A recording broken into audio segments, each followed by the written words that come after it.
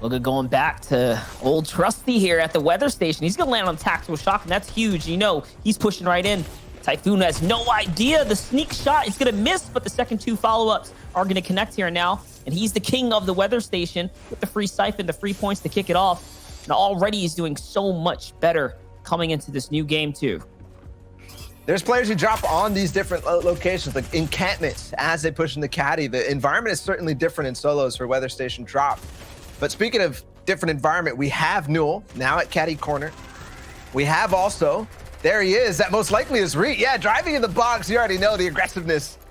It's for sure to be Reet. 40-yard storm still on the north side. There's the stair blocked out, and Reet will get the elim onto NAW. I'm just guessing at that, but I'm gonna say it's a pretty educated guess. I think it was Arkram's box. I think it might have been that first elim for Arkram. And here at a fight at Frenzy Farm, they're gonna have a Marauder pack on the backside of this. If he's not too careful, he might already get beamed in the back. Nugs is here too, and he's trading damage really well. Bucky trying to footsie away so he can use this AR to great effect, but it's not quite working out. Instead, those shotgun shots will hit as he's able to just kind of shoulder peek his way out. There's a big one though, onto Nugs in a second, over top. Bucky has recovered, and now he could actually take the fight with the Marauders and get the stinks and RPGs if he so desires, but instead going back to the house and looting what was left over here. Well played. That's the Bucky we know there. There's plenty to work around too. Attitude though is on the other side looking for a fight. He's got Seasons boxed up in there on the crash pad. So unfortunate how that's going to play out for him. Just moving around. All he has to do is look down and shoot the crash pad. But We that's might be in grand finals. He's gonna have to try to stay very economical with this, just in a single box. Lets Union drop in, but that gives him access to that box now. Still no shots have been hit on either side, and we still have Snacky, who potentially even has a few more stinks off the fact that those Marauders were still there. There it is, and he will fall finally to Snacky with the stink bombs. 73 points after game one is so huge. Like we said, Jay had the biggest clutch up of the game. He only had a single mat at one point at zone 7. Somehow turns that entire game around, finding massive impacts. Here's Snacky though, taking the other fight onto Union. So Snacky comes down off that hill from the pack of Marauders and pushes straight through Union. He's actually besting Union in the fight right now. I'm thinking largely due to the fact that those stinkers took some of that HP away. After handling that now. Oh my gosh, the beams from Snacky here to find Cheetah Rose, and now he's jumping in. He wants to get into this box. Yes, he is. It's going to be a successful one. Rose is out of the game, making it look nice and easy. Huge frag for him now to recap all the material that he was lacking on before. Someone who is still nearby. Union's going to find some minis from whatever was left over before. Also could have finished off those Marauders to get some splashes or something like that. That was a really nice execution from Snacky on that fight against Roses. And he's still looking for more down below the hill. There's Union. He's going to take a shot. Yes, it's a dink. Cracks shields. I still think he has maybe some heals based on the way that he backed up on that box, but he'll make the edit, and I think that will cost him dearly, as Snacky with his third, starting a W key on the side of the map right now, and for good reason. Clearly, he has the confidence to take that. That first one against Roses, 2 crash pads, but one was to gain to put that distance out from behind them, and he surprisingly throws another one instantly. There's no reaction that can stop or react to what Rose had to see in that box. Now Dubs onto Arkram though. This is a big fight. I mean, take a look. He saw the crash pad opportunity, and no, Arkram's gonna flick and end that entire attempt from Dubs. I like it though. Dubs saw him needing to heal, and I mean, if there was a time to do it, it's while the player is trying to be poised up and healing, but you can't miss that first shot. That's gonna be it. Here's the mobile player, Unreal, into the box though. Okay, switches over, finds the AR shots when it matters. It's gonna be onto Timber's core, and just like that, 10 points. At least going into this third zone surge, but it's still going to be a factor, which is why he needs to hit those headshots from range and up on the mountain. This is a perfect spot to have a good, nice surge base. Falconer, who by the way is landing at Craggy Cliffs, might have the advantage in this game. He's going to go in with a crash pad, stairs on top, and he'll make sure he can't get stairs off on the backside. You see that rotated stairs over top, and that is It's kind of awkward for Doma to give it up when he had the cone and he actually cost Samaritan in the cone.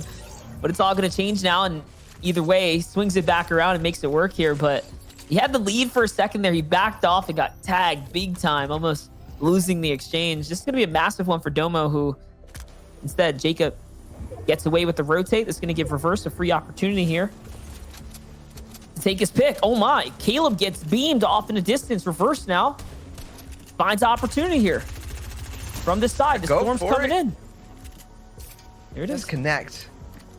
SMG switch. He almost went with the burst, but instead, in my mind, one of the most indicative semifinals performances with the high average placement he had. But playing from NA East, Grands is always going to be very, very difficult. He's going to get in the box. He needs a refresh. Only 12 mats, and he does make it count on the hazard and gets back up to 69. And he's feeling good after that one. That might be the start of him getting back into a game and getting back to the form he had in semifinals yesterday, which was the high average placement, and you need that.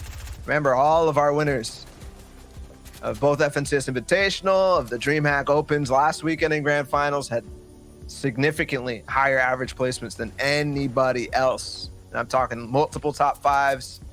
And if it's not top 5, it's still top 20 or so. Ooh, Zesty's going to find a little crevice there, and that's going to be a big opener here to shield crack Reverse. And now the lobby's looking in. Yes, they're all going to collapse on top of him. Bumboy, Snacky.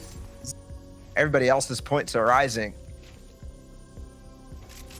So difficult if you're dropping out early with no points game after game. Zesty might fall to the same fate, and he does. It's Bumboy on the backside, and he bum rushes him. Actually, that was Snacky who bum rushed him. Bumboy's just taking advantage of it on the backside of that. A big issue for the majority of the lobby. We're talking 12 or so players here, Balla. And as soon as fourth zone closes, it's basically 13 seconds until the next one. I cannot believe that that's Think actually connected on Jero. What? Another big name from the last game here might be falling to the same fate. It's Jay who's on the back foot. He gets tagged hard here by 40R Storm. You're looking at your third and second place player. Oh my, going toe-to-toe. 40R Storm's going to get the best of him now. And just like that, Jay gets deleted from the lobby. Huge impact. In Brick must have landed recently based on that. And Reet will actually take some shots in that direction, but it's Nkuz who goes down to Reet. And he's moving up the leaderboard quickly. 47 points now for him too. Here it is, Reet doing what he does best, just chipping away at that leaderboard, making himself very, very relevant as time goes on. Take a look at this. He's switching up the loadout right now. This is a bit different than what we saw yesterday. Running the double heal and the utility on top of it. Okay, he's trying to play the flopper game now. This is where he likes to be, though. He's got the mid-game frags on lock. He knows how to do this.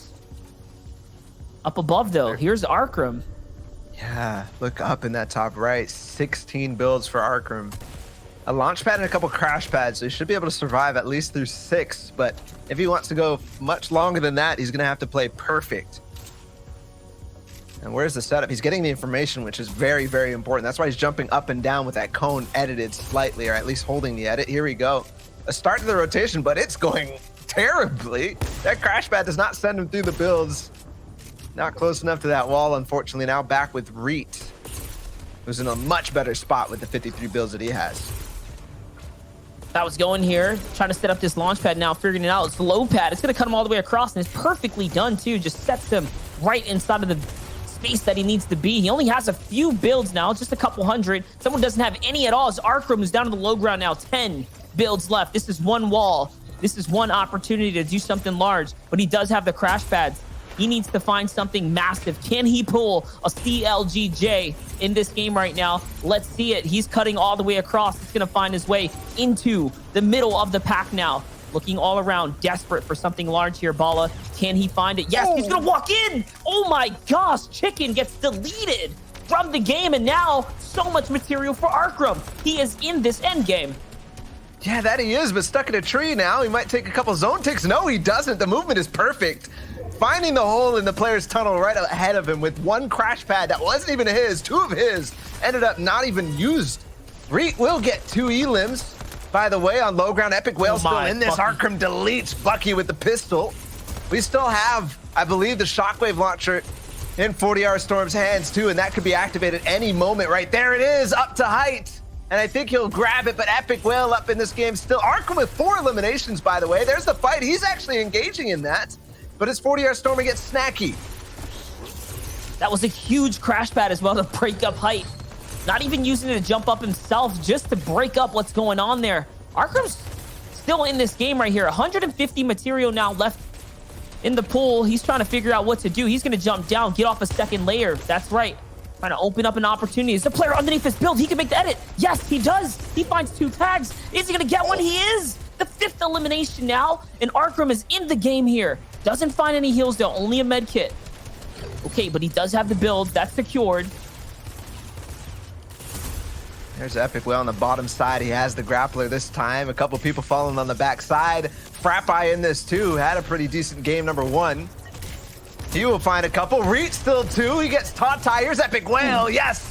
He connects with the 2 tack shots. Artemis in front of him now, but the refresh is in for Epic Whale. P-God unfortunately goes down after finding 1, and so does Scented. Arkham about to have. He's in top 7. Yes, he has height. He has height after winning the first game. Now he might even go further, but there's still a shockwave player, and he gets launched out. But does he have anything to get back in? Maybe. Yes, at least the materials. He's still going to fight for height. He's going to go for it, and that's so perfect that the zone was coming towards him, so he beats it out. And just like that, he's able to hold him. And no, the shockwave launcher is going to send Tricks now out into the storm. On the other hand, though, Epic Whale fighting in the low ground, finds a massive frag that he needs. Arkham gets sent out to the storm. He's out of the game. Now it's up to Epic Whale on the low ground. Tricks playing the mid. And Licinio with the shockwave is going to break things up. This is looking like a chaos in the mid game. He sends both themselves out to the zone. Bye-bye, Tricks. Bad crash pad. He's gone too. And it's only up to Epic Whale now. From the storm zone, Licinio falls with 1 tick onto Epic Whale. Epic Whale takes game 2 with 4 elims, but